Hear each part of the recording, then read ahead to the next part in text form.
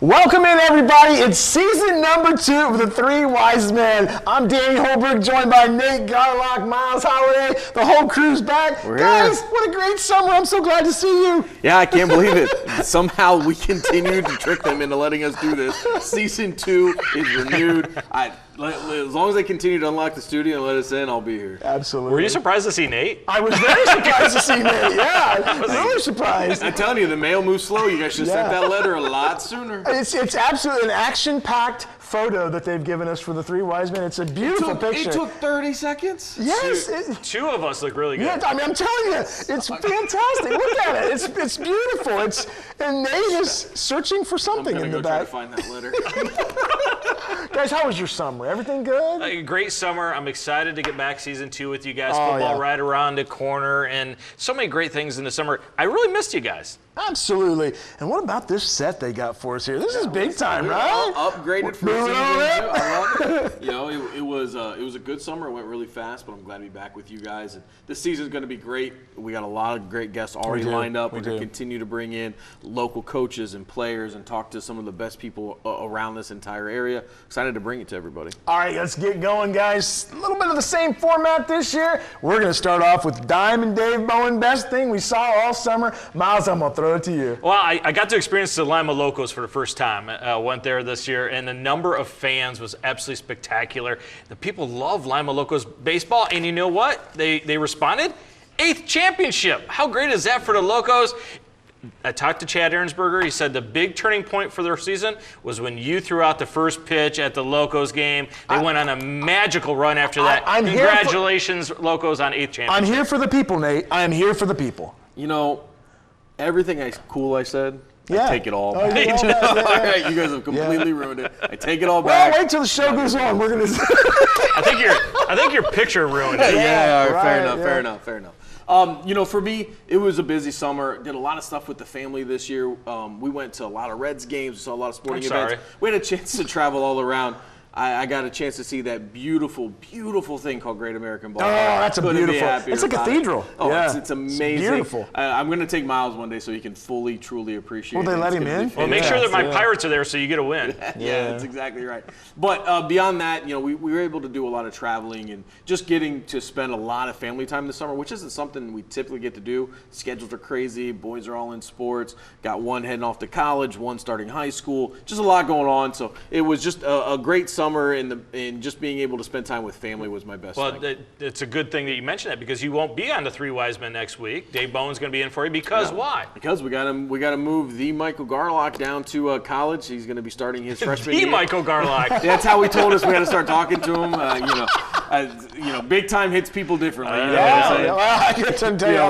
year, I got a lot of text messages and phone calls that was like, why do I continually to catch strays on your guys' show? And so I had to get one last one in here. We're going to keep talking about it, yeah. But yeah, no, we moved him down to Mount St. Joe's beginning his freshman year. He's got football camp starting, so he's going to play football for them. So that's why I will be out next week. Appreciate Dave stepping in to fill in for me. Yeah. What was your best thing, Dave? Not a lot of sports in the summertime. Obviously, Major League Baseball, and that's where I'm going to go with it. I talked about this before on the radio that my favorite thing this summer was the Major League Baseball All-Star Game. I thought they did a fantastic job with getting fan interest. I love the extra innings they did with the home run derby. I really thought it was cool. Now, there was a lot of people that didn't like it, right. But for me, I thought Major League Baseball needed to make a splash to get fan interest up. I thought they did just that. I agree. I liked it. All the hate that was thrown at it for, that home run derby and how they had to, the measuring of the home run derby and the actual home run derby, and then how they settled the win in the All-Star game. I thought it was fantastic. I enjoyed it. I like change and innovating baseball in those ways. You're not taking away from the regular game. Right. It's not changing things, but it's something fun, because you know what? We all were in our backyard with our friends playing home run derby at some point, trying to hit the ball over the chain link fence. That's something we all can relate to. Well, now get ready, because if two of us like something, it's coming. All right? So I'm kind of feeling that Miles didn't like the home run derby. Season, same thing. Yeah, exactly. Season 2, same thing. Yeah. Look, I just wish they would continue it, right? Don't let it go by a measurement on who determined the winner was. Let them take another round, actually win it with a home run instead of a measurement. I think Major League Baseball, they got something here. Maybe they should play at a huge racetrack and let it rain on top of people next. Okay, whatever. Listen, that was awesome until that very point, that moment. Everything about that event was great until the game didn't Until get played. 90,000 people got soaked. Well, guys, we've got a huge season 2 here on the show, and when we come back, we're going to start off with our football preview. We're going to look at all the area teams, all the area conferences, with a couple of great guests when we come back. It's interview time here on the Three Wise Men, and we've got a couple great guests. Mark Shine from WOSN, Chris Howe from the Lyman News. Gentlemen, thanks for being on the show tonight. Thanks for having us. Absolutely. Slipping in and out of senility all off season. It's time to watch some football. It's time to be here again. Yeah, guys, high school football is on us. And look, we can talk about last year, and we can talk about the Marion Local and Coldwater from the same conference, both winning state championships, Columbus Grove with their deep playoff run. What stands out about the season from a year ago? Well, just the number of guys that are returning, right? And how many programs every single year are always mentioned as one of those top team programs. I'm really curious to see what's going to happen with WBL because Wapak brings back almost everybody, but who's going to be that next team that steps forward? Yeah, for me, it's the new dynamic, right? Last year we saw the 16-team format, That's right, yeah. Not no more. Now it's 12, and we saw teams last year be able to win as a lower seed than 12. Delphus St. John's went on that great run as a 15 seed. This year, wouldn't even make the playoffs. Well, I know it's tipping something off we're going to do later on, but I'm waiting for that first team to complain. I'd like to have an opportunity to buy and not take the buy in the first round. Oh, to play it. I want to play. Yeah, I agree. don't want to buy, and I've got some things to say about that later on. Yeah, as a football coach, I'd be kind of worried taking that time off, right? You can kind of lose some momentum unless you're really banged up and maybe you can get healthy. That would be a good thing. I'm going to go a little opposite of Miles on this and talk about who's not coming back because if you look at the MAC, you lose Balin Blackburger at Coldwater, Justin Knopp at Marion Local, Brogan Steffi at Minster. So there's going to be a lot of turnover in those top programs. You got to trust those coaches who are some of the best coaches in the area to reload. Well, let me ask you this. Mason Welch or Blackburger, what's the bigger loss? Whew, Mason Welch, Balin Blackburger, Miles Potcutter. Yeah. Can we just keep driving them? And look, it's not just in the MAC. Look over at the NWC. Look at all of those big names that are gone from Columbus Grove. Raza has moved on, right? Bluffton has lost a ton. There's a lot of teams that have been towards the top who are going to have to find a lot of contribution from younger guys. It's going to be really interesting to see who steps up this season. Yeah, we haven't seen a lot of guys like from last year, the number of people missing from this year. Take someone like Maddox Underwood from Upper Side Valley who meant everything to that program. He's gone. They got to find a new quarterback. And like you said, all those guys in the MAC. Well, here's the thing, Danny. Marion Local, Coldwater, Columbus Grove, name those guys. They all got 5 or 6 weeks extra practice. Oh, it's huge. To prepare those younger guys who are coming through. And now, of course, those teams do it every year. And that really makes a difference. I don't think we're going to see a huge drop-off. I just think we'll see different names for those schools. Yeah, guys, let's get right into it. Let's start with the Western Buckeye League. Mark, we'll start with you. Look, Wapakoneta is king of the court right now. They've got maybe one of the best quarterbacks in the state of Ohio coming back to run the show. Caleb Moyer is outstanding. His dad runs a tight ship over there. Wapak is king until someone knocks him off. You talk about Wapak. Certainly what Moyer's done, 78% completion a year ago, but they let him run the football last year too, and he ended up with 24 rushing touchdowns, and that just expanded his game and made him even better. He's got Caden Page back to throw the football to. He's got Mullen back as his running back, his offensive line's back. Solid coaching staff, great program. I think it's going to be difficult to look past them. And for me, when I think about Wapak, I just hope that this year they go out on their own terms, which whether it's in the state championship or the regional, wherever they end in the playoffs, because when you look at the freak injuries that Caleb Moyer suffered, the broken collarbone against Baden, the broken finger right before the Bellbrook game, it's like that's not a guy who you want to see end the season on the bench. We just want to see them playing their best ball at the right time. It's easy to like them, right? Because they got everybody returning. They got the quarterback with the great hair. Best hair beside Nate, right? I mean, his I lent it is to him. unbelievable. But they're kind of on a mission. Since they lost to Defiance in the WBL, they've outscored their opponent 602 to 134 in the last year and a half. That's absolutely ridiculous. The thing I really like that they're going to do is they're going to let Caleb have more say. We talked to Travis Moyer about it. He's going to be in control of the whole offense. He's going to be able to check out the line of scrimmage. And I was teasing. So does that mean they're going to throw the hitch to Caden Page all the time? Because, they love to do that. He had 88 catches a year ago. But anytime you have your quarterback that you're going to trust with your offense and make checks and call things on the line of scrimmage, that makes sure that defense, no matter what they see, is always wrong. Well, and we talk about the Western Buckeye League, and it is this grind, right? we know that it's a little top-heavy with Wapak and St. Mary. St. Mary's is always going to have a say in how the Western Buckeye League goes. That offense that they run, you know what they're going to do. They just dare you to stop that run game. It doesn't happen very often by many teams. But the interesting thing about the WBL is what we've seen over the last couple of years. There's always been that team. Right, you had Defiance, you had Salina. Over the last couple of years, you've had a team make a jump forward and really put pressure on those top teams. There's some teams this year that I think have an opportunity to do that may surprise some teams. You got year 2 coming out of Shawnee. What are they going to do under Shane Wireman? We know that he knows how to win and turn programs around. I'm really interested to watch Kenton. We know that Kenton offense is absolutely just lights out, 500 yards per game. The defense is what's really been lacking. If they can get that defense fixed, that's a team that can really push for and really surprise some people in WBL. Well, Mark, who do you think will be that team that could maybe step forward? Before we go with that, one more step. I believe Wapak. Doesn't it surprise you that Caleb Moyer, we don't hear more about him from a college level? You ask people, he's 6'2", he's 185, he's been a 4-year starter. His completion, his dad, the coach, he's learned from him. And you say, what's his next step? And you go, well, he's got people looking at him. But you don't hear that definitive thing yet. Throws a catchable ball every single time. It's always in the right spot.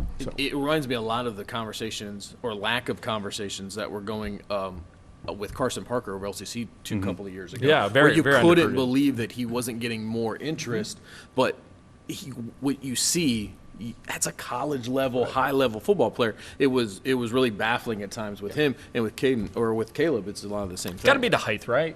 Maybe. You think that's I just think the portal has changed so many things. Some of these guys who would be getting so much more attention just aren't, because college programs right now, when it comes to the quarterback position, can be a lot pickier than they used to be able to be. But you're right. When you look at him, you say that's a Division I quarterback. Yeah. And look at everything else he does. He protects the football. Didn't throw an interception last year. He has the ability to scramble. He just doesn't make bad decisions. And His I think accuracy that's the number one thing that you can't teach. I think the rest of that stuff you can find your way by. Yeah. Okay, I think we all agree that Wapakoneta is probably going. It'd be a shock. Yeah, it'd be a It would shock if be they a do not surprise. win. it's theirs to lose. But let's talk about some of the other teams. I happen to think that Bath is going to take a big Sure. step Absolutely. forward this year. They've got a lot of key pieces coming back, including Zach Welsh. Look, that guy's done a great job out there. He's fantastic. Quarterback, 2 receivers, running back is back.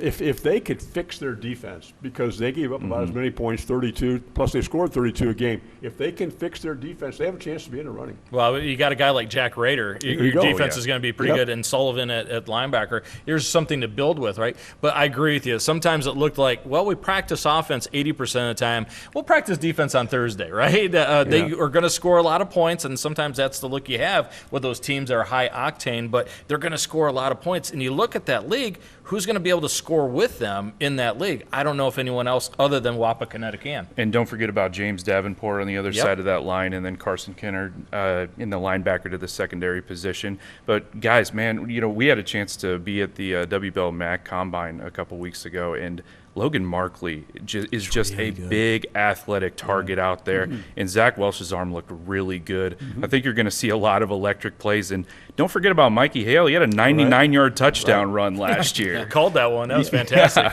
For not being a very big kid, does anybody run harder than he does for his size? No, and every time you think he's going to get caught, he doesn't too.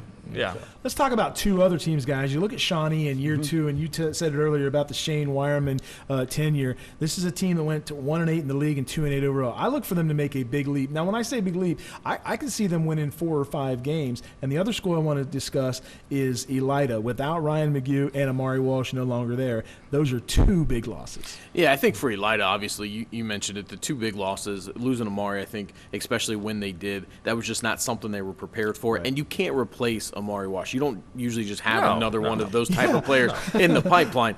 So a lot is going to fall on them defensively, and someone's just going to have to step up. That's just the way that it is. We know that they still have Parker Krim. We know how good he is. The Illinois commit, he's going to be a handful. He's a stud. So good. But He's going to be really good. He was a handful last year. Teams just ran away from him. Somebody else on that team is going to have to step up. It's going to be interesting to see how they try to fill that void. Give that coaching staff credit, because their plan with the Crim Reaper is they're going to move him around.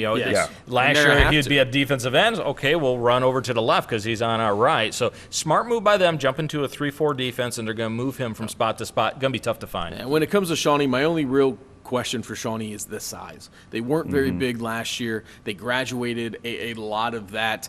I think that's going to be a little bit of an undersized team, especially for the Western Buckeye League. But we know what Coach Wireman can do. We've seen him turn programs around, what he was able to accomplish over at Waynesfield Goshen. Now it's just going to be whether or not he can translate that into success over at Shawnee. It's going to be easier said than done. They're going to have a gauntlet again, but they got skilled players back. They got J.J. Spiker coming back. You know, he an all-purpose quarterback. Yeah. He can run the ball. He can throw the ball. He's very dynamic. Last year, really slowed by injuries. Fully healthy once again. They have speed with the Hobsons. They have playmakers on that team. It's going to come down to the same issue that we've seen the last couple of years for Shawnee. Is that line going to give them enough time to be able to make the most of those of the talent? I know you're more in tune to Shawnee than I am, but isn't this current senior class, didn't they have really good middle school years? Yeah, and you know, maybe it's time for those guys to say, okay, we've had a success younger, and let's step up and do it as seniors. St. Mary's Rough Riders, Mark, you and I had them week 2 last year, and I said to Mark, I'll buy you a Pepsi if they throw a pass. I didn't have to buy him a Pepsi. 54 plays in a row, and I didn't have to buy Mark a Pepsi. But they are continuously a strong program in the WL, and they will contend again this year. Danny, they threw 41 passes last year in 13 games.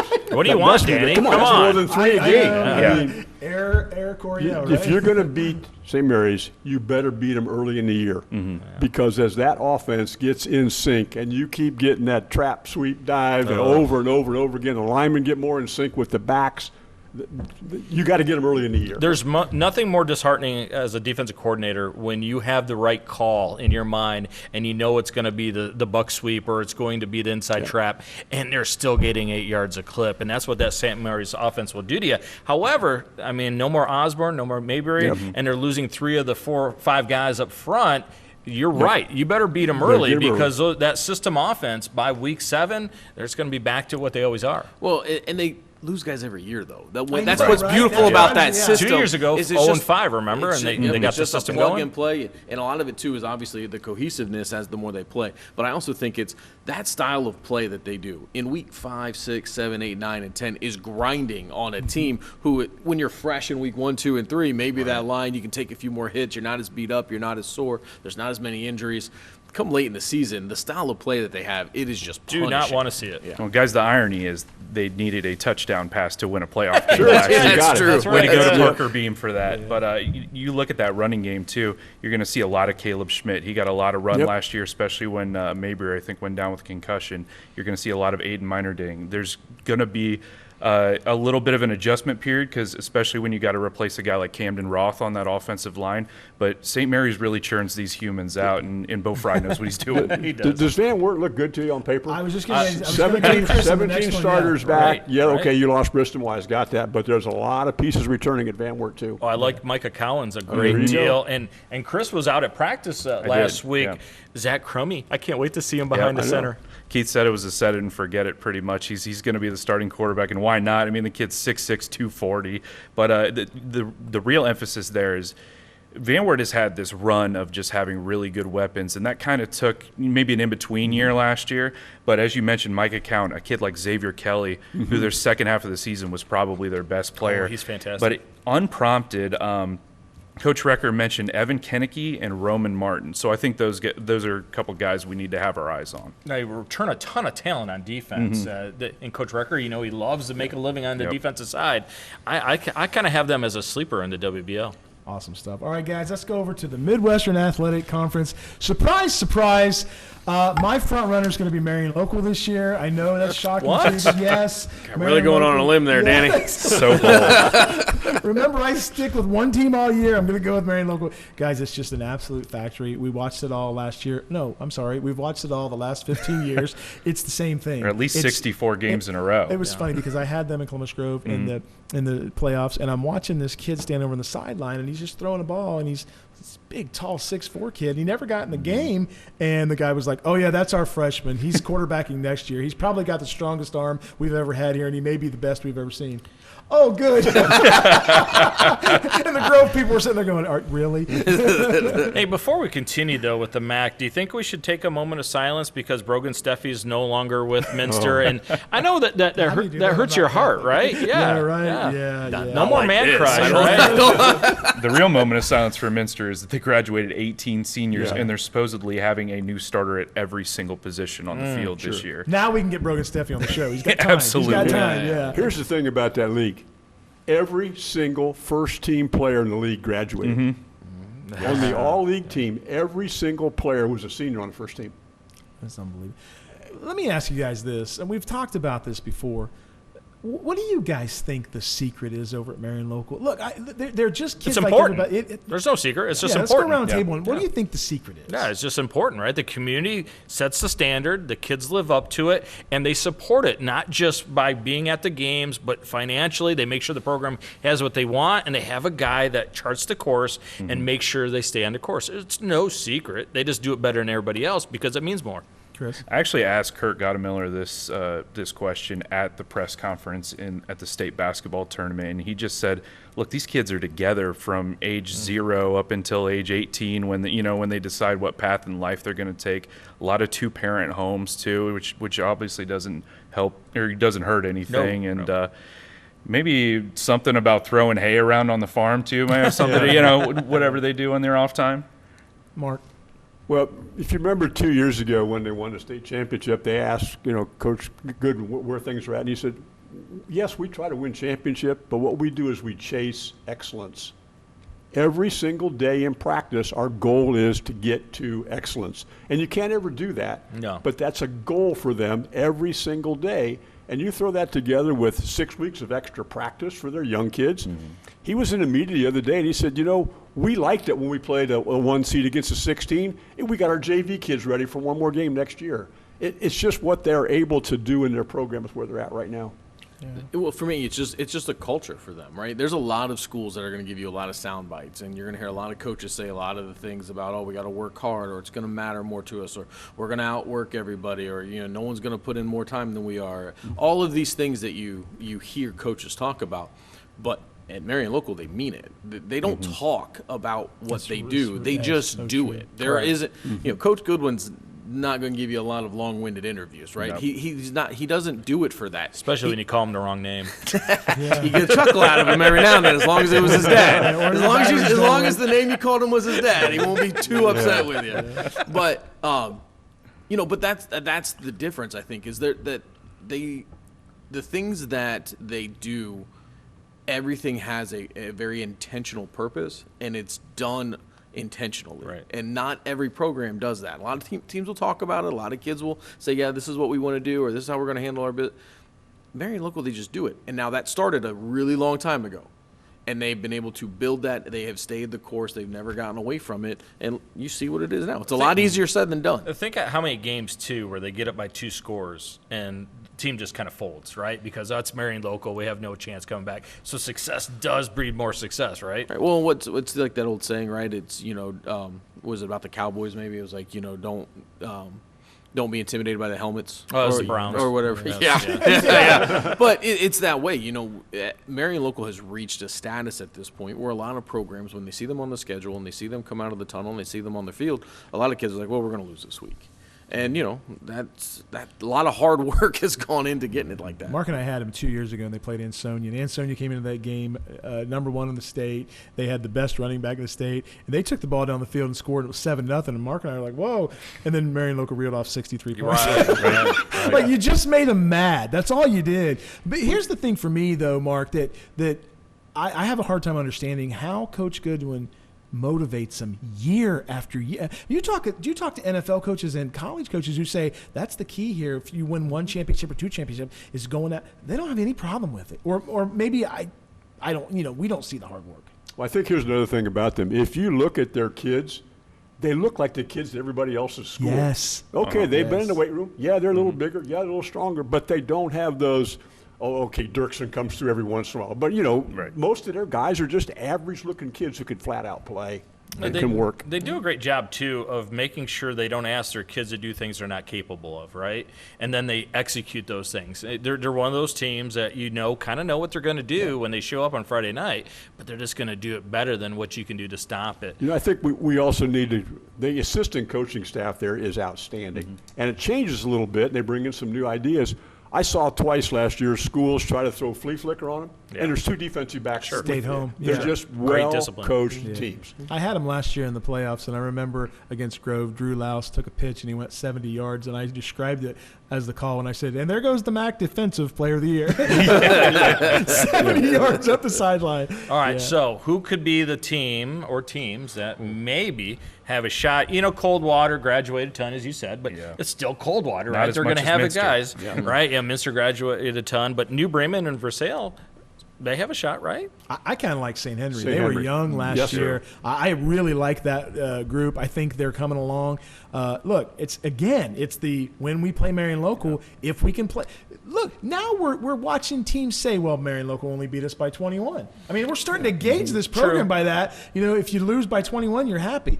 They've got to get out of that mentality of we can win this game, and Week if somebody 3 can get over the hump, Week 3, Marion Local at St. Henry will tell us a lot about that league. Yeah. That's a great point. I mean, I think, look, it's going to be like, Coldwater, we mentioned, obviously they lost a lot, but Coldwater is also one of those programs with a ton of success. Chip Otten, they man. just churn them out over there, too. Coldwater is not going to take a step back to anybody, and they're going to be ready to go again this year.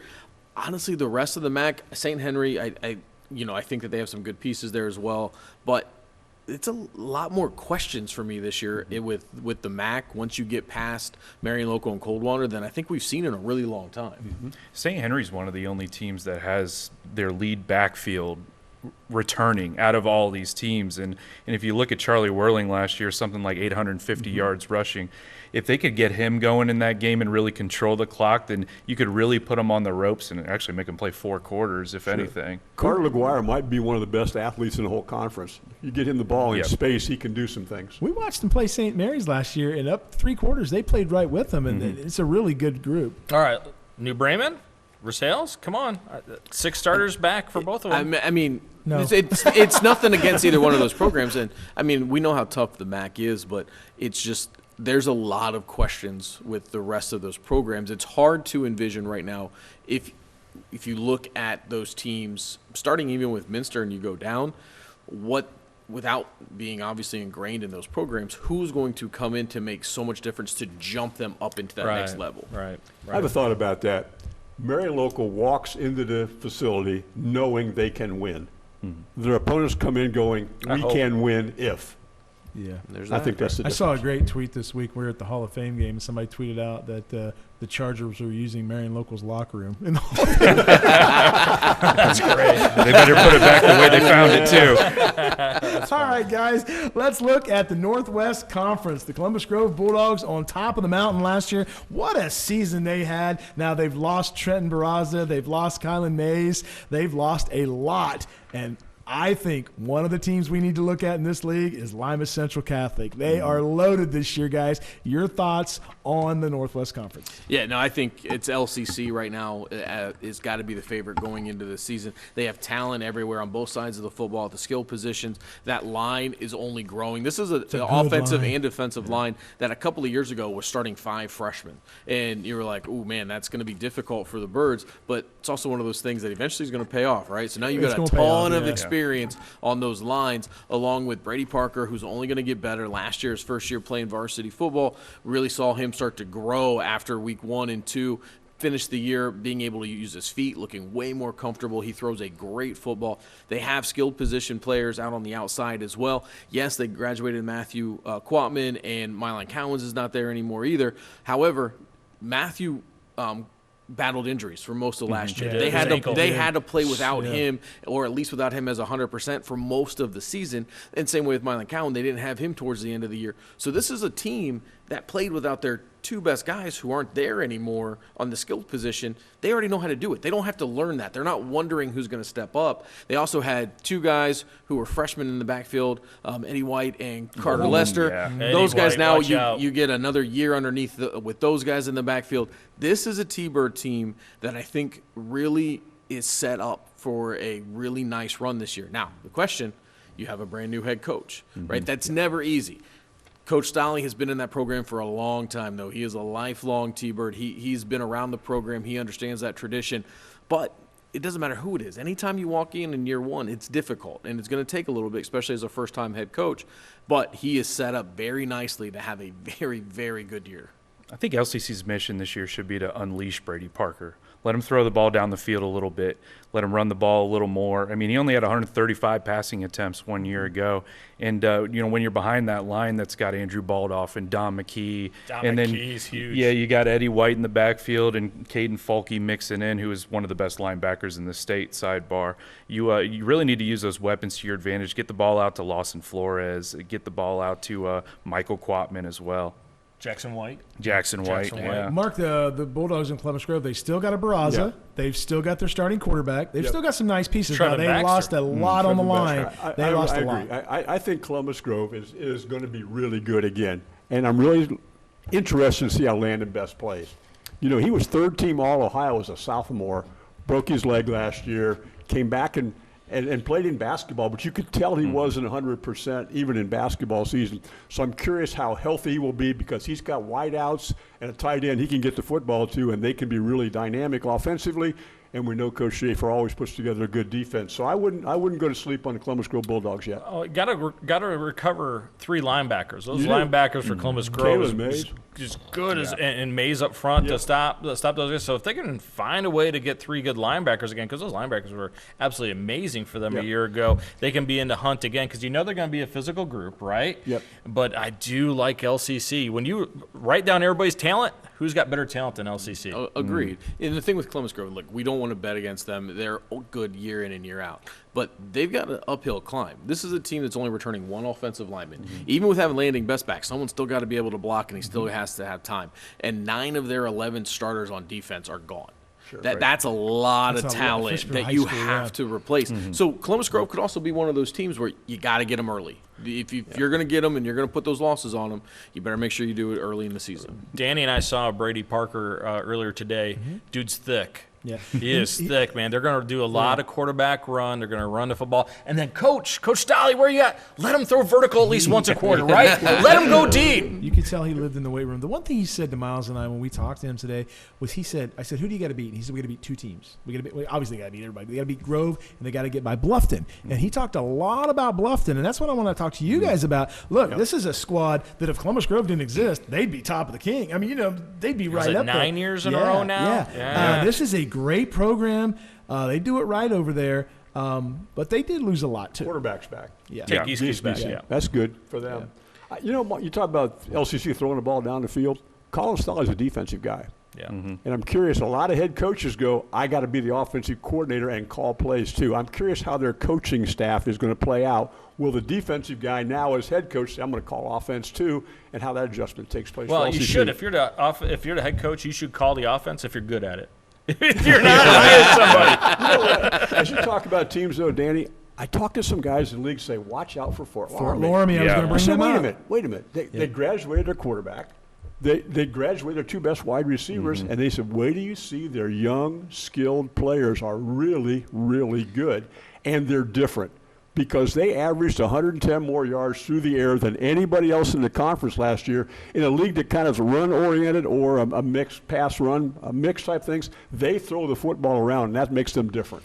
Yeah, I think Fort Laramie might be a year away because of that young talent. But I'm telling you, that young talent is for real. Yep. Those guys are big. They are fast. They will be something to watch. I don't know if it'll all come together. It's a hard thing to ask young players, especially multiple, to kind of be able to grow up and be able to play varsity football this early. But that Fort Laramie team is going to be for real. Let's go up to Van Wert County, Chris. And Crestview took a step backwards last year. Un-Crestview-like year. 2-5 in the league, 4-6 overall. Yeah, I got a chance to talk to Cole Harding last Friday, and he's really excited about this group because they started a lot of first-time players last year who are back this season, including 4 guys along the offensive line. Huge. Huxley Gross at quarterback was kind of forced into action when Bryson Penix got hurt. And, fellas, you should see Liam Putman. Liam Putman looks like a specimen out there, and he's going to be playing tight end, wide out, split back, whatever they want him to do. And he's really excited about a lot of the size they have. And let's not forget, they play Marion Local in week 2. So at home. I hope he keeps that enthusiasm. Crestview's playing Marion Local. I'll tell you who Cole did because did he? Okay. he's of the mentality is they want to play the best teams No matter what that looks Well, like. that'll do it. Absolutely. No matter what that Play looks teams like. like Embiid. Think about what Corey Lichtensteiger's done for that offensive line. Yeah. You know, how he works with those kids, and you mentioned them, they're coming back and how big they are this year. And that offensive line will be good at Crestview. I'm curious about Allen East because they've got so many skilled players back. Right. Can they put something in front of them on the offensive and defensive line? Well, they landed on a quarterback, and that's the most important did. part. Because last year they started the year with Jackson Thompson back there. They kind of switched to Keegan Jones. And all Keegan Jones did was, I think, end about 4th in the league in passing. that kid. So, you know, if they can get a hold of that and play a little defense, that was their biggest problem last year is they were scoring plenty of points. They just couldn't keep teams out of the end zone. All right, what about Delphus, Jefferson, and Spencerville? I heard Jefferson has a ton of kids out. What are you guys hearing about them? As far as Spencerville goes, a big loss on their end is the fact that Will Sensabaugh is not coming out for the team this year. I kind of get it. But they do have 2 really good kids in the running back there, Zach Lozier and Grady Smith, who I think they combined for about 1,200 yards last year. So they're gonna try to run the ball heavily. Their offensive line is not the biggest, so that might pose a couple problems. But Kyle Koenig over there, he's got his work cut out for him, and he's got a lot to look forward to. You know, when I was in high school, way back in the 80s, Delphus Jefferson, and you know this, Mark, they were dominant. They were the absolute dominant program in this part of the state, undefeated every year, playoffs every year. There were times they went 10-0 and didn't make the playoffs. Right. There was the year they went to court to try to get put in the playoffs. But this is a program that just the numbers aren't there, the athletes aren't there, and it's really sad because the history of Delphus Jefferson in football, it's really, really something impressive. We were talking to Tyler Avila. He said they're over 40. They have over 40 kids out, so it's moving in the right direction. Yeah, they're starting to grow. We got a second-year head coach and Alan Pullman, and you know, it's the issue with Delphus Jefferson has been, it seems like for a while it's been a rebuild. Now they're not that far removed, right? We're not talking 20, 30 years from the last time that they won a conference title. It just seems like that long because of how rough it has been here in recent history for Delphus Jefferson. So, you know, Coach Pullman, he lifelong Wildcat. He graduated from there. He played football there. He understands what that program is. Turning the program around is not easy. It does take some time, but it does sound like things are hopefully going in the right direction for Jefferson. The story of their season last year was just mental mistakes. 461 penalty yards, 23 turnovers. That'll do any team in. And injuries. They had a ton of injuries last year. All right, guys, let's go over to the Northwest Central Conference. Upper Side of Valley, 9-2 overall, 8-0 in the conference, but a huge loss, a couple of losses. They lost Maddox Underwood. They lost Mason Thompson. They lost a lot. Ridgemont, a great season last year for the Golden Gophers. They finished runner-up, 8-3 overall, go to the playoffs. They lost a lot, too. From what I'm hearing from Seth Evans out of Perry, he said he's got 32 kids out, which is great news for that program. Hearing good things out of Ridgedale and Elgin right now. So we don't cover them a lot, but I'm just giving you the guys that are, you know, looking like they could make some noise. We have 2 of the coaches from this conference on us next week. Yeah, Seth Evans from Perry and Chris Summers from Waynesville Goshen. I'm excited to visit with them. Look, I look at Waynesville Goshen. Look, anytime you coach small school football, numbers, right? Yeah, I always looked at it like this. If I have a big senior class in a small school like this and I'm going against freshmen for the other team, I'm probably going to win games, right? So getting kids out is so important. And you look at the second year at Waynesville Goshen with that offense and all the kids coming back, that wing T type style, I just think they're primed for success this year. Yeah, I mean, I think it can't be it's a little understated about how big of a change that Waynesville program team went in offenses, right? They went from that high-flying 5-wide offense that Coach Wireman had to going to Coach Summers. We're going to run the ball. We're going to run. That's a big change, and that takes some time for those kids to kind of get the hang of that. Year 2, we should see a step forward for them. I'm really interested in seeing what Hardin Northern does. You know, Coach Cooper now going to be in year 3. We saw them take a big step up last year. They want to run the football. That is the staple of a Coach Cooper offense anyway. I mean, they are getting after it. He's also, you know, trying to track down that 300th win as well. How many is it away from? 294. 294, okay. So a lot going on in that Hardin Northern program, but I liked what I saw out of them last year. They scored a lot of points. They racked up a ton of rushing yards, and it'll be interesting to see if they can continue that momentum. Here's the thing with the Polar Bears. They got 23 kids on their roster right now. Ooh. Okay. And you don't get hurt. Don't get hurt. Tough. Don't get hurt. I saw a thing on an app on social media where Riverdale put a call out on social media for more kids because they've got 20. So it's 2 everywhere. fall sports, it's everywhere. actually. Yeah. Hardin Northern's junior and senior classes of boys are small, not just in athletics, but in total number of kids at the school.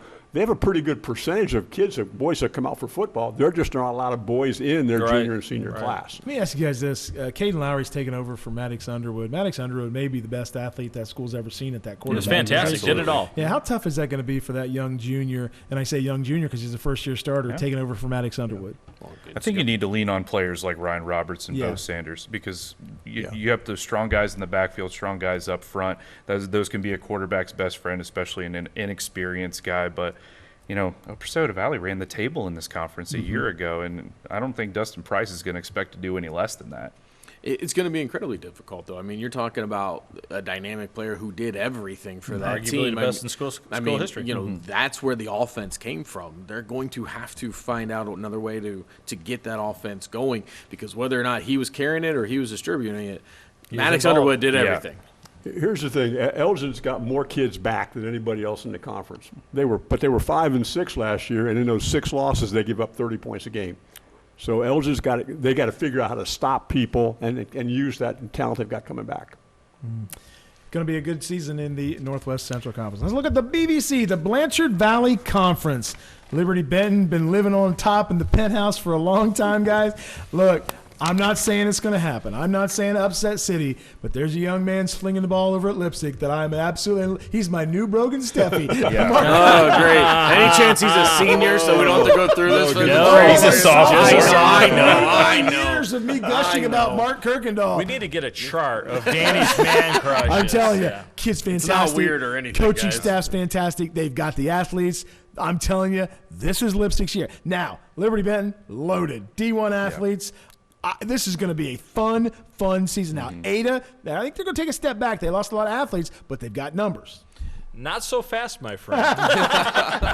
Look, Liberty Benton's going to walk through this. They are so loaded. The Elkert brothers, they got Will I don't think Granger. they turn channel, though. Granger back. They got Barbera back. Reed Irwin's probably going to be the quarterback. This team is just absolutely loaded and primed to make a deep run in the playoffs. Look, I like Lipstick, maybe a year or two away. All right, you brought up Kirkendall. Kid played with a broken finger at quarterback in the playoffs. An Tough index kid. finger, man. Tough kid. Yeah. But Marquise Williams, keep that name for Lipstick. He is an explosive athlete. I loved him last year in the playoffs. I like Lipstick, just not yet. I agree with you. Look, Liberty Benton is. You agree with Miles? Yeah, it doesn't happen very often, buddy, but I'm with you. I'm with you. By the way, I like that picture of you. It's awful. Yeah, absolutely awful. But look, at the end of the day, this is just everybody else counting down the time to not having to play Liberty Benton anymore. Right? Yeah. This is the Eagles' last year in the BVC before they move on to the Northern Lakes League. This year really probably shouldn't be too different than anywhere else. There's some other teams that could challenge. You got a Pandora Gaboa team that only had one conference loss last year. Still a very good program. You got other people that are going to try to step up. I think Ada might take a step back as well. Levi Green was a fantastic quarterback. They had a lot of talent on that team. But Liberty Benton is the team to beat without a doubt. Ada does not play Liberty Benton this year. I know. Okay. I talked to a couple of their coaches. Yeah, They're very aware, too. Darn. They came in last year and caught that whole conference by surprise. They did. You know, first year in the conference. If they're able to put some things together this year, they open up with USV and Waynesfield, might get a couple wins early. We'll certainly know about Ada if they have a chance. And week 3, they play Arlington. And Arlington's usually pretty good, so we'll see where Ada's at about week 3. Well, if you look at how difficult Pandora's Gilboa's schedule just constantly is, 4 losses last year: Grove, Bluffton, Liberty Benton, and LCC. Yeah. That's just a tough sell, but you bring back a quarterback like Corey Girton who, at times can make some questionable decisions, but he can also win you some games. And then Ben Burkholder out of the backfield there, a kid who was splitting time with Andrew Miller. Tough, yeah. Just an absolute bowling ball. If they can really control games and just protect the ball, they're going to give themselves a chance in here. I'm not going to say they're going to beat Liberty Benton. But let's not forget, Macomb's still coached by Chris Algier. Maybe Maybe that guy. one of the best coaches in Ohio. Love him. If you ever get a chance to go visit him at practice, he's the best, man. And plus, you smell cookies the whole time you're there. I know, right? Yeah. Well, they had 10 players in Macomb last year who were either first, second, or third team all-conference, and only one of them was back as Caleb Robinette. So they lost a lot, but you're talking about a very solid coach who runs it when he's got people who can run Yeah. and throws it when he's got a quarterback who can, and wide receiver. He just adapts to what he has as well as anybody. Called a game once where he used 3 different kids at quarterback and they all threw a pass. Yeah. I mean, he's just a mad scientist. All right, guys, one more team we did not talk about. We don't talk much about the TCAL because we don't cover a lot of their teams. But Lima Senior, obviously the greatest show on turf. As we say, St. Mary's runs the ball. I don't know that Lima Senior ever has ran the ball. They just keep throwing the ball, and they do it really, really good. Billy Lawrence brought that Kenton-style offense over, and it's really paid dividends for the Spartans the last 2 years. They rushed for 493 yards in 11 games last year. But they got a quarterback who could sling it around, but he's got his wide receivers have graduated. Yeah, so let's that's see what true. they Yeah, find. He's got Addy back, and other than that, he's got to find some wideouts. Yep, and I'm not sure. I haven't heard much coming out of practice yet. There were some rumblings that Mariatti might not be playing football this year. I'm not sure how accurate that is. They graduated to Bug Wilson, everything. Oh, Just he give was him the football fantastic. and watch him It go. was such a great interview. He's out. I think that we may see Lima Senior. I think they learned their lesson last year. I think they love that high-flying offense. They love to throw the football around. It's fun to watch. But when it mattered, they had to be able to run the football. They saw that in their playoff Or stop the loss. run. And I think that we may see a little bit more of that, a little bit more of a balance. We'll have to wait and see. But, I think Coach Lawrence over the last couple of years has seen that, yes, we can throw the ball. Yes, we have the athletes to do that. But if we want to accomplish everything that we want to accomplish, we got to be able to put the ball on the ground. I don't know. Coach Lawrence loves to throw the He ball does. around. You're right. Leopards You're don't right. change their Mike Mock spots. mentality, and Mike never ran the ball. The thing I do like about what they do is the onside kick, right? Yeah. Because if do you it don't, every if you chance they don't get. get it, it's going to snowball because That's they're right. going to score, and the next thing you know, it's 21-0. You haven't even really touched the ball yet. That is demoralizing. I love that about them. Yep. Well, you guys are in luck because I was in Bill Lawrence's room at 1 o'clock today talking to him about everything you just went over. He said some names to watch as far as weapons on offense. Amontre Davis, a kid who played 8 games as a freshman last year. He's about 5'10", between 5'10" and 6 foot. He's going to catch a lot of passes. Jalen Webster, a kid who played corner last year, is going to slide over to offense. And how about this one? Jeff Williams is coming out for football at Really? I'm a senior, and But he's quick. If you remember Kalik Walsh last year, couldn't you just imagine Jeff Williams kind of sliding into that position, being that little small, shifty Darren Sproles-esque back? Yeah. He did say, though, that his kicker from last year is playing golf, he's in the band, and he's playing soccer, so he had to find a new kicker, which is such a tall task for Bill compared to everybody else in the state. So he said they're working on it, though. All right, guys, we're going to go around the table, and we're going to talk about our top 5 storylines for high school football here in Northwest Ohio this year. We'll start with you, Miles, because I don't want to be accused of stealing from you. You guys have done that before. Nate, have we ever stolen from him? Never. Never, that's right. No, We- it was nice of him that one time to write down things, Yes. that suggestions Yeah, for us we- to and we use. saw it, And we yeah. used those We used suggestions. some of them. We didn't steal It was- anything. I thought it was super nice Once you of him. put it on paper, it's no longer your property. So, I don't think I that didn't see that doesn't TM hold on up in there. court, does it? well, sue me. Now, Daniel, do you want us to go one at a time? Yeah, let's do Oh, that. okay, Let's do all right, that. all right. Yeah, We're that's, definitely going to steal each other's that's stuff more at some Absolutely. point. That's more absolutely. funner. Right. No, number one for me, can WAPOC finally punch through, right? They've had those moments, and then, like you said, been snake bit by injuries. This team looks like that team that can finally, although it's a tough division, they have everything aligned to finally get that state title that I think they can get. I'll get this one off the board. Can anyone compete with Marion Local? All right. That- well, yeah, everybody cross it off. And thank you for letting me go second. I mean, we don't have to spend much time on this. We already talked about them, but they outscored opponents 784 to 49 last That's year. ridiculous. That's a mic drop moment. Yeah. Well, mine is somewhat similar. I'm going to piggyback off that because I'm looking at week 3, Marion Local St. Henry at St. Henry. I think that will set the tone for how the rest of that league is going to shape up. Let's just say St. Henry pulls the upset, that league becomes wide open. Do you If have not, that game? No. Oh, really? I'm a little surprised. Wow. Let's just say there are some extenuating circumstances. everything got real awkward real sucked quick. into that. Dude, he tried to suck you into that. When the cameras come off, I'll explain a few things to you, Miles. Everybody at the table knows. I don't. I just think this is hilarious. For me, we just talked about it. One of mine is Liberty Benton in their last year in the BVC. What are they going to leave that conference? Are they going to leave with the championship? Is anybody going to be able to step up and knock them off before they they leave. It's one of those things where if you're Liberty Benton, yeah, we want to go out on top. Nobody can beat us. We left. We're undefeated. If you're the other teams, like, no, we're not going to let you leave that way. This is our conference now, and they want to give them a send-off. Look, they already got the numbers being stitched on that banner. Mine is, can Bath take the next step in the rebuild and knock Wapak off from top of the league supremacy? Oh, you suggested that one for Yeah, us. he saw the script. I just think Zach Welsh is a really good athlete. I think they do a great job. Logan Markley is a big-time target. I love what they're doing over there. I think if things go right, I think they can contend for a Western Buckeye League title. Daniel Cole might be the surprise wide receiver in the league because yeah. that kid can flat out run. Yeah. He catches football. Watch out. All right, so that was my second one. Can Bath continue to build? Look, one of the things that you need to keep an eye on, though, is Isaac Walls, the kicker for them.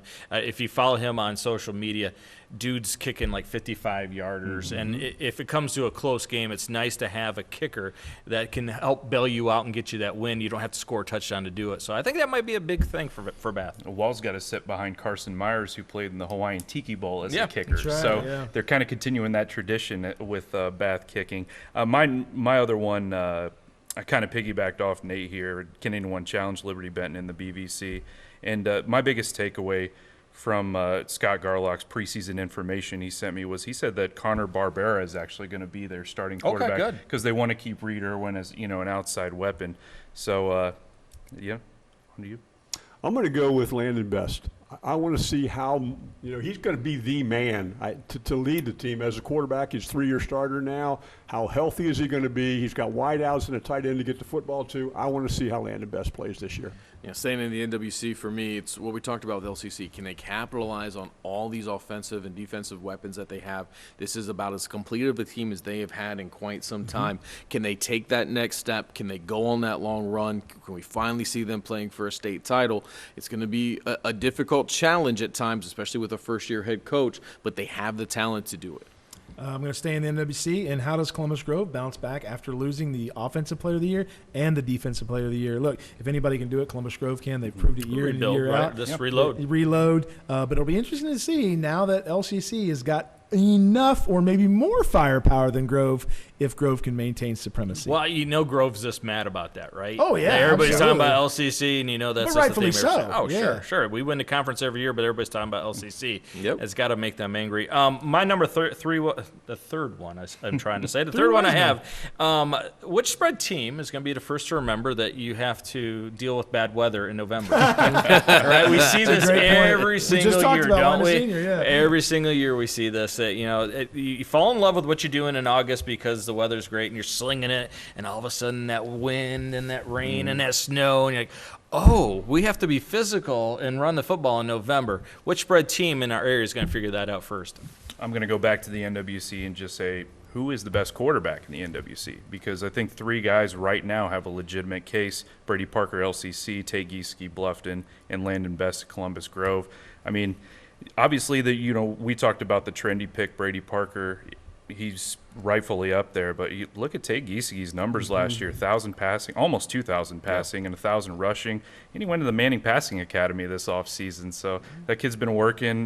Landon Best, all-state player a couple years ago. Sure. People forget how good he was. So it's a 3-man race in there.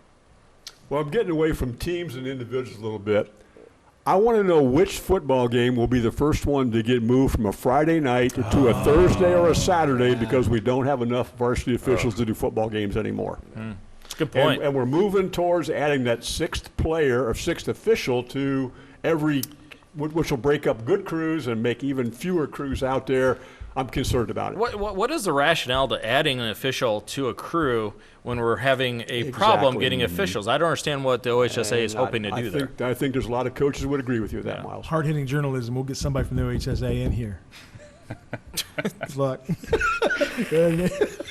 What is it? We tried. We had a football official on here last year. Yeah, you scared him off with your humor. For me, my next one is we talked about this a little bit back in the WBL. What can Shane Wireman do in year 2? This is a Shawnee team that I think is going to be a little bit smaller in numbers, a little bit smaller in size than we're used to, but that's never going to bother Coach Wireman. You give him 11 guys who are going to run through a brick wall for him, and he's going to find a way to win. It's a different challenge in the Western Buckeye League, but we know that he can do it. And this is a team and this is a community that is ready to start seeing some winning football. And they think that Shane Wireman is the guy to do that for them. We'll see what kind of jump they can make this year. My next one is, can Lima Senior, and I think we got this question answered, can Lima Senior continue as the greatest show on turf and get back on top of the TCAL? Now I've got some reservations knowing we're going to run the ball a little bit. I'm out. Yeah, I had that one too, just so you guys know. It's like playing cards against you, Nate. I'm out. Yeah, no, seriously. I mean, that was a great point Miles brought up. Look, the weather gets bad in November. We all know that. Happens every year. Exactly. Yeah. My fourth one is, how many games will St. Mary's not throw a pass? Mark highlighted this. 656 run attempts out of 697 snaps last year. Look, especially early in the year, if I'm them, I run the football as much as possible because it's going to pay dividends later in the year, especially with a new offensive line mixing together, new running backs. Run the ball, baby. I also had a Lima Senior best show on turf question, so I'll give you guys my last one. Is who is the fourth best team in the Western Buckeye League? Because right now I feel like the top tier is Walpock, Bath, and St. Mary's. After that, I feel like it's pretty wide open race. Van Wert might have something to say about that with Zach Crummy and the weapons they have. Ottawa Glandorf got back to being a really good defensive team last year. They did. Holding a talented Shelby team to, I think, 24 points in the playoffs. And then the wild card there, like we said, Shawnee. Year 2 of Shane Wireman, year 2 of J.J. Spiker. Problem is they're going to struggle with some size on that offensive line, and they got to figure out how to replace some of those weapons, namely the legendary Michael Garlock. Oh, yeah. I don't know how you replace that kind of production. 474. Yeah, that's right. Well, we dropped our playoffs from 16 to 12, right? Okay. But in basketball, if you're a top seed, you have the right to take a bye. You don't now. The top 4 teams are automatically on the sideline the first week. Right. And we alluded to it a little bit later. You talked about momentum. Who will be the first 1 through 4 seed who will lose and go, we didn't want to take a bye. We had momentum. We wanted to keep playing. Yeah. And I think that's going to happen. This isn't on mine. I'm out. You guys took the rest of mine. So just kind of to piggyback off of that, I think it's going to be interesting, too, when we come playoff time to see who those 13 seeds are and which ones we think really should be in or which ones we feel like would be able to be a better matchup than maybe some of those teams that made the playoffs. It doesn't happen a lot, but we've seen it over the last couple of years in this 16 team playoffs. There have been teams that deserve to be playoff teams. They've made runs, and they decided to shorten it up now. And you're going to have teams that probably could have done some damage or deserve to be in the playoffs based on how good they are as a team. Miss it now. Mainly, some of those bottom tier MAC teams that we know if they weren't playing a MAC schedule would be dominant. Yeah. No cat calls, nothing out of your mouth. Just let me talk. Oh, no. How good can Lipsy quarterback Mark Kirkendall be? 300 yards a game last year, 24 points a game, 149 of 238, 62% completes, 16 touchdowns as a freshman, guys. Right. This kid With a broken finger. 9 with fingers. Look, there's a lot of times we'll watch a team play and we'll watch the quarterback, and you kind of get that lob. This kid has that full motion, like he's being taught to do it the right way. Does He not- just- he does Don't not do drop it the this football way. to his Don't do it how he is He showing you. just- Do He's not not do that. Sammy Baugh. No, he just slings it. He's the next. I'm Do telling not hire you. him as your QB coach. I was going to Yeah. say that. Quarterback Yeah. coaching by Danny Yeah. Holbrook. Push. Where's your spot-built cleats, kid? I hate you guys. Oh, wait, we weren't supposed to talk. drops right, the you're supposed to ball, say he that. We weren't swings allowed it. to talk. No, he's a heck of a quarterback, and it's going to be fun to watch him for 2 more years after this year. It's Oh, amazing. yeah, I can't The worst wait. thing that's happened to this kid is that he's liked him, so now unfortunately he's got to deal with us. What happened to Brogan Steffi? He was hurt all year. We'll get you a shirt that says "I love Mark." How about that? There you go. You want one? Yeah. All right. I'm getting him on the show. Yeah. My last one is one of my favorite players, right? And we all love watching him. The numbers in the weight room are crazy. The numbers on the field are crazy. The Crim Reaper himself, the Crim Creeper, huh? That's where we're going with this. He might have a new name. The Crim Reaper, right? And we've talked to him several times. What a great kid, right? Sack leader. How big is this Rampage going to be in his senior year? I like the idea that they're going to move him around so teams can't figure out where he's going to be coming from. But is he going to have enough around him where games matter and he can still have big moments? That remains to be seen. I tell you what, Miles, 30.5 career sacks entering. If he has 16, he'll double Elida's sack record. Amazing, isn't it? Incredible. Yeah, and he can power clean a house. Yep. Bench press 350. That's crazy. We've all seen Fast Times at Ridgemont High where Jefferson just It is, destroys yeah. Lincoln. Yeah. That's Parker Yeah. Krim. Yeah, Yeah. absolutely. What movie? Fast Times at Ridgemont High. You've never seen in that? the 80s? Yeah. Yeah. They had a He's quarterback done- that threw like this. That's an old timey Yeah, station. like a Just quarterback got to threw smile like and wave. this. That's what I do. Mark? Are you done, Chris? Yeah, I'm tapped out. He folded. He folded. Well, I guess what I'm looking for is who is the middle of the pack team who comes and steps forward. You know, every year we get somebody as a team, and you go, yeah, those guys are okay. Then all of a sudden they explode, like Ada did last year. You know, we weren't expecting that. I'm looking to see which team we haven't covered a lot today, maybe haven't said a lot today. We haven't really focused on them, and then all of a sudden they have a great season. I'm looking for who that is. Yeah, no, I'm out. So. Okay. I even had to make one up the last time around, so I just had to pull that one out. So yeah, I'm You've good. been lying this Yeah, whole show. I'm good. He's down to the felt. My last one is, who's the new kid on the block that we're all going to get excited about? The last Mark couple years- Kirkendall. I got his name Oh, down okay. here. Janias Hall, remember his coming out Yep. party? Mark Kirkendall, Levi Green from Ada. I mean, we could talk about who's going to be that kid that at the end of the year we're like, what a season he had. I've got some names, but we'll wait and see. No, come on, tell us. No. Come on, You'll Danny. make fun of me. No, You'll make fun of me. I No, promise you I won't will. say anything. Look, No. I'll even turn this way, as he said. Yeah. I'm going to go with a super young sophomore quarterback, Mark Kirkendall from Lipsy. I'm going to go with a sophomore quarterback at Van Wert named Crummy. Yeah. that's a good one. He's going to be a Because good he's one. going to be a good one. He's got people around him, too. I love Zach Crummy. Absolutely. Guys, thanks so much for coming in. We appreciate it. You guys did a great job. segment. Yeah. Chris Howe, Lyman News, Mark Shine, WOSN. When's your preview coming out? The first, Saturday of football season. So Okay, fantastic. It's going to be live. Nice, nice. All right. Thanks a lot, guys. Appreciate it. Welcome back here to the Three Wise Men studio at WSN, and we get asked to do a lot of different things on this show.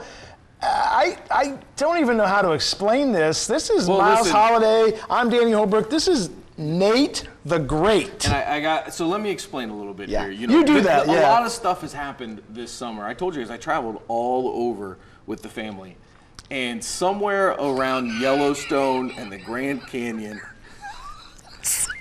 I went into this cave. Something happened. I don't know, but when I came out of it, I had this ability where I could see the future, and I could predict things that were going to happen. No, really? And- Well, and no, I'm come telling on. you guys, listen, I didn't believe it myself. I felt like I really had to embrace it, hence the new look. When you got into the cave, Okay. did they give you that garb? No, this was a gift shop outside the cave.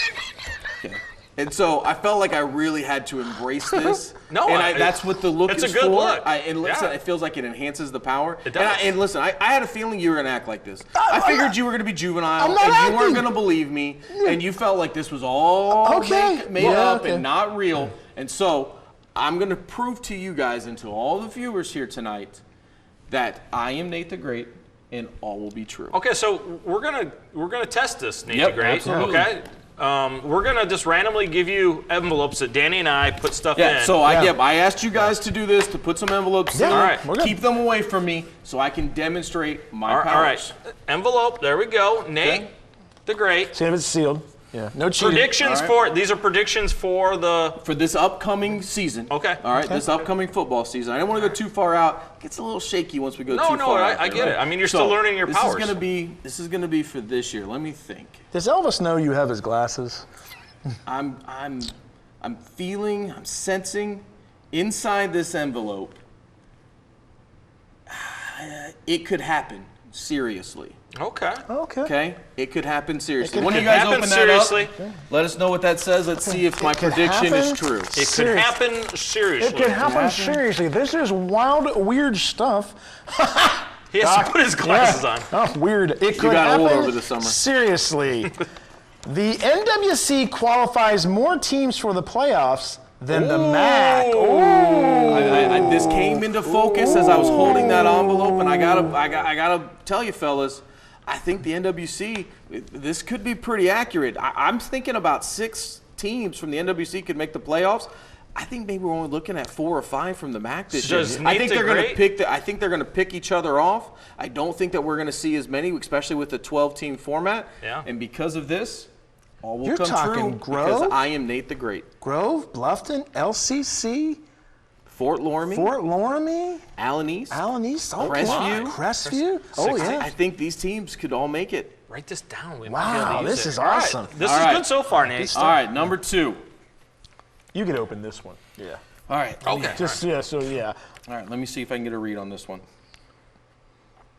I got it. Whoa. The improbable becomes reality, but the status quo remains the same. The You have to status repeat that. quo remains the Improbable same. becomes Say it reality, all. but the status quo I don't have remains to. the He's same. doing it.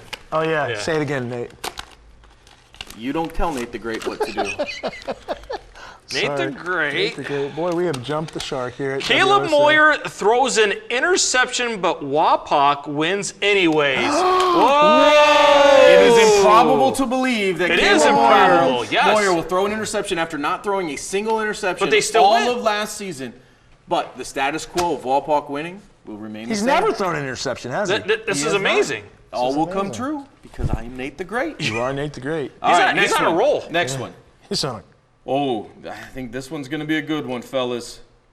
A fallen idol. Fallen idol. Fallen You idol. want to open it? Oh, I'm excited about this one. A Danny fallen Holbrook idol. gets released from WOSN. Whoa, let's not be so harsh. I got the one with the tournament and There's something that sunglasses. tells me you may not be too far off on that prediction. Yeah, wow, okay. What is it again, Nate? A fallen idol. A fallen idol. A golden statue will be erected in Roundhead and will become a beacon for sports fans. It will later be found to have been funded by Danny Holbrook in his own honor and be torn down.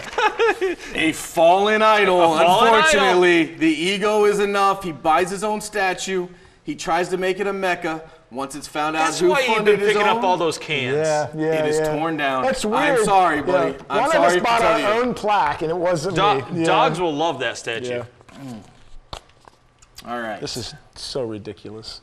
Ooh, I don't think this one's going to go so well for Miles. Do you want me to open it? Not another statue. What Miles wishes his teams had, a defense. Miles Miles used to be a high school football coach, Yeah. for those of you that Yeah, don't know. yeah. Yes. And I feel like this I one cried is a going to lot. hit home because he wishes his team had a defense. Kenton's defense will finish in the top half of the WBL and will push for a playoff spot. We talked about this earlier, fellas. This prediction, I got a good feeling about this one. The Kenton Wildcats, they have a prolific offense, almost They do. 500 yards Yeah. a game. They gave up 37 points a game, though. If they can just bring that down by a touchdown a game, you're looking at a program that has a Nate the Great's chance smart. to get He's themselves over 500, and that would put them in playoff positioning. I love it, Nate the Great. And I don't know why I'm reading it like a proclamation. I know, right? Yeah. Because, Hear ye, hear ye. because all will become true. Because? Because I am Nate the Great. No more, Last one, fellas, last one. no more statue stuff. All right, this is not a statue one. This one will be known as the impossible task. The impossible task. The Three Wise Men get third season. How do we get two? Maybe an episode 2. All right. The impossible task, you An say? impossible An task. impossible task. All right. An opportunity for a pun will present itself, and both Danny and Miles won't take advantage of it. It's just, An impossible task, ladies and It's true. gentlemen. Yeah. It's true. And it all will come true because I am Nate the Great. Oh, Nate that the is Great. Nate the Great. That'll be a weekly segment here on the Three Wise Men. Maybe with or without this hat and glasses, yes. we will have to see. Yeah, I apologize to our viewers who want to tune in for quality programming, but yeah, this is Nate what we the got. Great's amazing. Right? Yeah. Think of I everything- just went 5 for 5 on my He predictions. did. How did he know that? What more would you Danny, want? we wrote these before the show. How did he even know? He's Nate the Great. It's Nate the Great. He's Nate the Great. Wow, that's amazing. I can't wait till next week. Oh my God! Do you want to take that off and we'll talk serious sports? Or are you going to keep that on? You look like. Joaquin Phoenix with that on, right?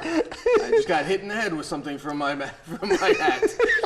We're going to have to make adjustments. All right, let's take We'll be another back. commercial break. We'll be back after these messages. It's time for Buckeye Corner, guys, where we're talking everything Ohio State football. Week 1 is in the books, guys. What are your thoughts on how the summer went for the Buckeyes and what we're anticipating going into the Week 1 matchup with Texas? The thing I really liked about what this Buckeye team did is they said right away, let's put that national championship from a year ago, we're going to put that in a rearview mirror. We haven't won anything yet as a football team, and we're going to go and attack it. I love the fact that at the Big Ten Media Day, Ryan Day got the question about Michigan, right? Well, how did he respond? How do you beat Michigan? We outscore him, right? He's not going to dodge it. He's not going to say anything and making excuses about it.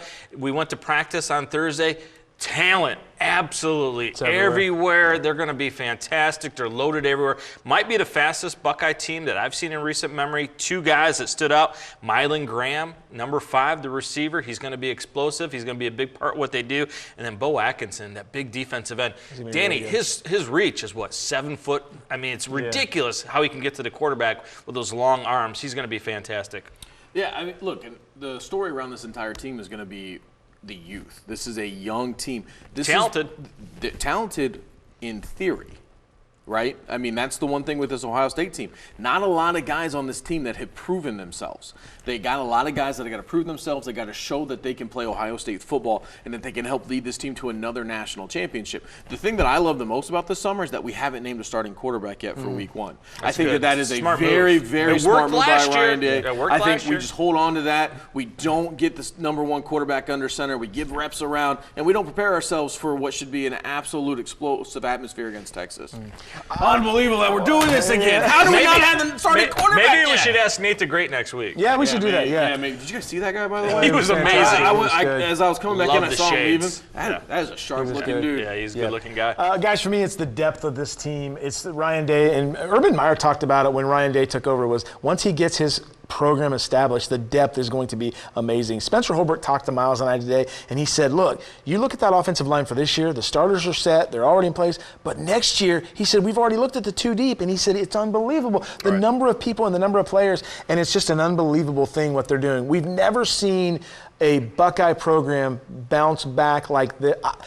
Look, you could make a case for the Buckeyes to not lose a game this year. Now, you could also make a case for maybe 1 or 2 losses because of the youth, Nate. Well, this is one of the hardest schedules that they've had in quite some time, right? Usually we look at the schedule. Never go on the road until this year. And you think, oh, well, maybe there's 1 or 2 hiccups. There's 4 or 5 games on here, fellas, that could be I'm nervous. upset games. I mean, they're going to have to come out ready to go.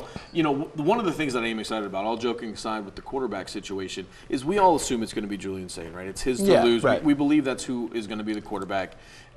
We have an opportunity for the first time in a little while, right, to have the same starting quarterback for a couple of years. For a couple of years. We've done a lot of one and dones, maybe 2. It's been a while since we had somebody that could be there for consecutive years, be able to build off of that. And if this team is as good as it looks right now on paper and as young as they are, you're looking at a run for Ohio State Buckeyes that we haven't seen since Urban Meyer. I remember a couple months ago, someone who sat over there said Ohio State would win 3 of the next 8 national championships. I love when he has called back to the good stuff. We say, I appreciate you bringing that up, Good stuff. Well, you look at the quarterback situation in the last couple of years. You had Justin Fields, who played 2 years, absolute pro. He's going to go play. Then you take C.J. Stroud. He's only playing 2 years because he's a pro. And then Will Howard came in, only 1 year of eligibility last year, was fantastic. I like it. I think Julian's saying, look, if he's what they say he is, we're only going to get 2 years out of him. And you may be right, but I think that we have a chance with him to get 3 years. I would like that. And and that would be real. It's been a while, and I would be excited to get 3 years out of him. You'll get this year and next year, and he'll be in the NFL. Tavian Sinclair, though, I'm telling you, we were at practice. The kid looks like a first-round draft pick in the NFL. He's going to be ridiculously good, amazing. And I believe you because I want that to be true. Not just because he's a local guy. We've been able to see him, play.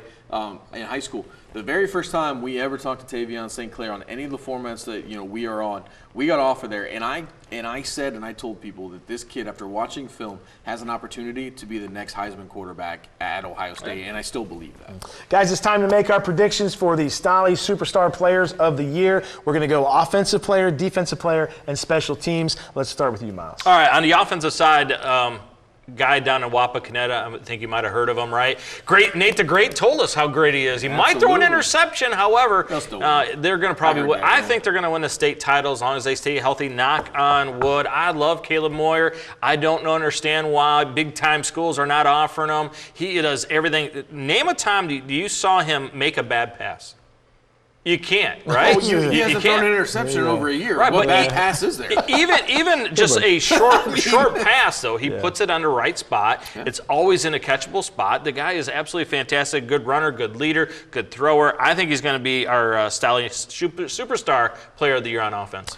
Miles, I agree with you. I'm going to go with Caleb Moyer also. I just think he is a consummate leader. He is so smart when it comes to reading defenses. Look, he's a coach's son, and he's just been consistent year after year after year. And it's funny, we were down there earlier this spring, and we saw his brother, and he looks exactly like him. Same with hair. the long Same hair. So you see, it's nothing's going to stop after he graduates. But Caleb Moyer, for me, is as good a quarterback as there is in Northwest Ohio. Love the kid. I think he's your player of the year. Yeah, I don't disagree with you, fellas. I do think that somebody that could push him, though, is Brady Parker from LCC. Oh, that's a good one. LCC has That's a a good ton one. of talent. There's a lot of skill. We saw Brady really grow up last year as a sophomore under center. Coming back in this year as a junior, he's bigger, he's stronger. He's going to use his legs more. He has good accuracy as well. I think we could see a fantastic season out of him. And if he's going to be on an LCC team that can accomplish some of the things that we think that they can, he could really shine and he could push for that Superstar of the Year.